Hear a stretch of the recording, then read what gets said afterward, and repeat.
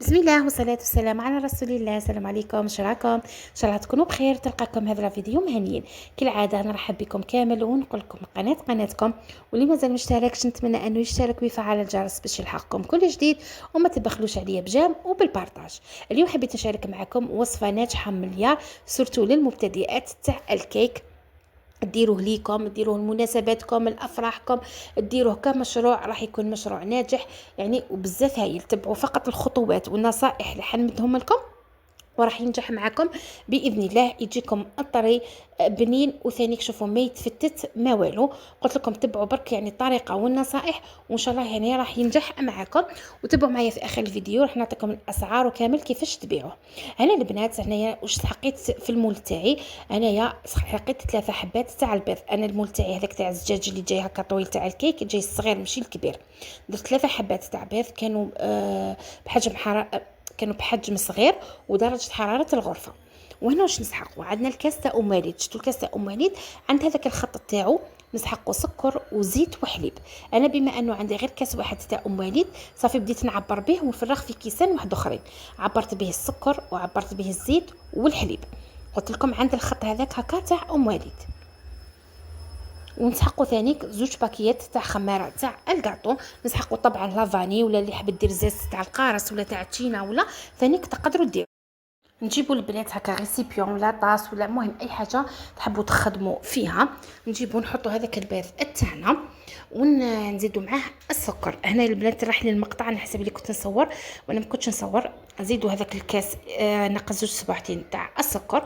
وقلت لكم نسحقوا مغرفه تاع لافاني ولا زاز تاع القارص ولا تاع التشينا، نتوما واش حبيتوا ديروه الذوق. ونقعدوا نطلعوا في هذاك البيض تاعنا مع السكر. هنا كنقول لكم نطلعوه ماناش حنطلعوه كيما تاع لا جينواز ولا تاع الباتيسري، لا بصح نضربوا مليح حتى هذاك السكر يذوب لنا والخليط تاعنا يتضاعف الحجم تاعو ويولي اللون تاعو كشغل ابيض. هما في البدايه يكون صفر يعني من البيض من الصفر تاع البيض، ومن بعد كي نخلطوا مليح ويتخلط السكر ويذوب مليح راح يولي لكم ابيض. هذه الخطوه الاولى ولا السر الاول باش ينجحوا لكم لي كيك تاعكم ولا المسكوتشو، ولا هذه الخطوه الاولى باش يطلعوا معاكم. شوفوا لما ضربتوش مليح الكيك تاعكم مش حيطلع معكم مليح في الكوشه. هنا تقدروا تستعملوا الفوي بصح شويه حطول معاكم، يعني من الاحسن تستعملوا باتور ولا بيتخان.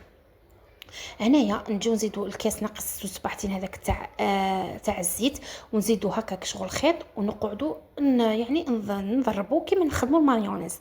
هنا البنات الباتور تاعكم تقدروا هكا تخدموا به وتحبسوا شويه باش ما يسخن لكمش يعني ولا يتحرق معاكم. خدموا هكا طلعوا بشويه وحبسوا ريحوه شويه وعاودوا بداو. هنا بعد ما درت الزيت تاعي كامل، هنا شوفوا البنات كنصيحه اللي حيديروا مشاريع ولا نصيحه، شرو الماتيريال تاعكم اللي تسحقوه، يعني شرو الاساسي الماتيريال الاساسي. كما حاجه باينه تكون كاينه كوشه، يكون عندكم باتور على الاقل، معليش ما نروحوش للبيتخان، نبداو بشويه باتور ميزان، يعني بداو بالاساسيات ومن بعد ان شاء الله ربي كيف الراجو تخدموا كامل زيدوا طوروا المشروع تاعكم. هنا البنات بالنسبه للكاس تاع الحليب كما لاحظتوا انا زدت غير شويه تاع حليب. هذاك الكاس تاع حليب اللي ناقص 2 صباعتين ما راح نديرو على مره، راني راح ندير شويه منه، راح نقسمو كشغل على 3. راح ندير شويه منه ومن بعد نديرو 4 مغارف كبار تاع الفارينه ونخلطو. هنايا نخلطو غير بالفوي. انا كملت بالفوي تاع الباتور باش ما نبقاش نوسخ هكا في الماعن. راح نديرو بالتناوب، نديرو شويه تاع حليب و4 مغارف كبار تاع الفارينه. هنا راح نسحقوا في الوصفه تاعنا نسحقوا 12 مغرفه كبيره معمره مليح تاع فارينه. الا كانت الفارينه تاعكم ما تشربش راح تدي لكم حتى 13 14 مغرف. عاودت درت يعني الحليب للمره الزوجه وعاود درت ثاني 4 مغارف كبار تاع فارينه. قلت لكم هذاك الكاس تاع الحليب تاعنا نقسموه على 3، نديروا الخطره الاولى شويه ونديروا 4 مغارف فارينه ونخلطوا، ومن بعد نزيدوا شويه حليب ونعاودوا نديروا 4 مغارف فارينه ونخلطوا، ومن بعد نزيدوا الحليب للمره الثالثه والاخيره ونزيدوا 4 مغارف اللي بقاونا تاع فارينه. هاني زدت الحليب كامل اللي بقالي وزدت درت 4 مغارف تاع الفارينه. شوفوا البنات صراحه يعني باش نكون صريحه معكم، انا مرات ندير هذه الطريقه ومرات ندير الطريقه العاديه، يعني نفرغ كاع الكاس تاعي تاع الحليب نخلط مليح ومن بعد نجي ندير الفارينه. بصح شوفوا النتيجه تجيني شابه وكلش، بصح مش عارفه هذه والفتها هذيك شغل تعطيني النتيجه، نحس بلي النتيجه كانت احسن منها. فاش احسن منها مانيش عارفه، بصح نحس بلي هذه النتيجه، خاطر انا في الحق هذه الوصفه شفتها عند شيف تاع لي كيك، قال لك ديروا كي ديروا الحليب والفارينه ديروهم بالتناوب. يعني كي بديت ندير صح الكيك تاعو مش عارفه يجي فيه هشاشه اكثر ولا ماني عارفه كاين فرق. المهم الفارينه 4 مغارف التاليين درت معاهم 2 باكيات تاع خماره الكاطو وخلطت. هنا شوفوا كي نجي ندير هكا رقم 8، شوفوا انا غير نديرو يعني يختفي لي ثمثم، معناتها الخليط تاعي راهو خفيف. راني راح نزيد مغرف ولا 2 تاع فارينه. قلت لكم الفارينه الا كانت عاديه راح تدي لكم 12 مغرف، الا كانت فارينه ما تشربش راح تروح لكم حتى 14 مغرف. انا عاود خلطت ومن بعد كي نجي هكا ندير رقم 8 يبقى لي من الفوق شويه باش يختفي في الخليط. هنا معناتها راه عندنا قوام مليح. نخلط مليح هكا ونجي نجيب المول تاعنا بعد ما ندهنوه بالمارغرين ندهنوه بالمارغرين والفارينه. انا قلت لكم شوفوا البنات راني نزيد في الفارينه كي الخليط تاعي يعني كنت حسب القوام تاعو كان خفيف. انا يدات لي 14 مغرف. هنا هاني قلت لكم بعد ما دهنت المول تاعي بالمارغرين ولا زبده ولا زيت، ولا هي من الاحسن ديروا مارغرين وفارينه، ما لازمش تخلوا بلاصه ما تدهنوهاش، يكون مدهون مليح بالمارغرين والفارينه حتى للفوق، خاطر نعرفوا بلي حيطلع معانا باش ما يسقناش ثاني الفوق. وهذه الخطوه ثاني خطوه من خطوات نجاح المسكوتشو، لازم السنيوه تاعكم ولا تكون مدهونه مليح. هنا البنات نجو نفرغوا الخليط تاعنا، جبت الفويل هبطت كامل هذاك الخليط تاعي، ومن بعد هنايا راح يجيكم في النص شويه طالع على النص، ومن بعد كي يزيد ينتفخ معكم راح يعني يطلع لكم في المول. ودائما نقول لكم على حساب الحجم تاع المول تاعكم، انا هذا الحجم تاعي تاع الزجاج الصغير مش هذاك الطويل. المهم نخبطوا المول تاعنا باش نسقموا الخليط الداخل باش يستوينا كامل، ما تجيناش جهه طالعه وجهه هابطه. ونجو للتزيين. هنا التزيين يبقى لكم اختياري، تحبوا ديروا لوز ايفيلي، تحبوا ديروا كاوكاو ايفيلي، تحبوا ديروا هذوك لي بيبي تاع الشوكولا، هذوك الحبيبه تاع الشوكولا من الفوق.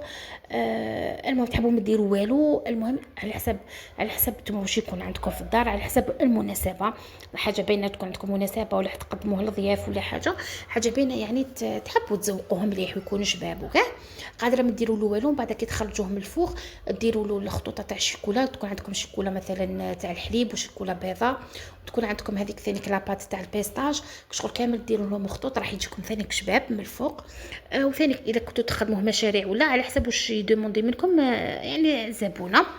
انا هنايا برك درتو هنا للدار، درت له من الفوق كاوكاو ايفيلي كان عندي، شتو البنات بالموس، شغل درت له بالموس في الوسط، ديت وجبت الموس.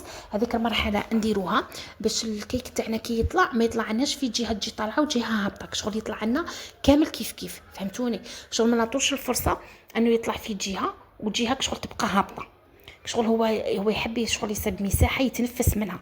بس كي نكونوا حنا درنا هذاك الخط في الوسط بالموس راح يتنفس لنا على طول المول تاعنا، ان شاء الله تكونوا فهمتوني.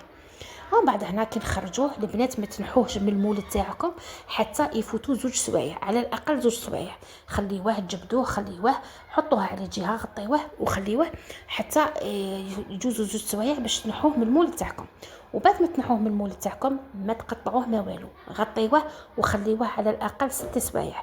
كي تشوفوا 6 سوايع جازت ثماك قطعوه، يعني كي تكونوا رايحين ديروه مناسبه ولا وجدوه نهار مقبل، ولا وجدوه مثلا عندكم مناسبه ديك عشيه نوضوا الصباح بكري وجدوه، ولا كنتوا حديروا مشروع ثاني وجدوه في الليل باش الصباح تدوه مول القهوه ولا اللي تبيعوه. المهم البنات ما يتقطعش في نهاره. الا خدمتوه مشروع ولا ما تقطعوش، دوه له هكا واجد، غلفوه بسيلوفان ودوه البنات. انا درت عليه رشه تاع سكر ناعم. انا قلت لكم زيدوا تقدروا ديروا لي سيريس كونفيت، ديروا خطوطه تاع شيكولا كيما حبيتوا. وشوفوا كي نقطعوه يجي بزاف هايل ويجي طري من الداخل وما يتفتتش.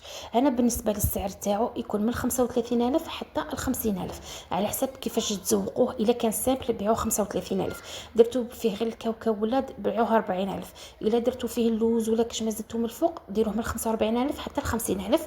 وثاني على حسب المنطقه اللي تسكنوا فيها. على كانت منطقه تاع ناس بسطاء اكيد حيكون شويه رخيص، كانت منطقه شيك ولا اكيد راكم رايحين تبيعوه غالي.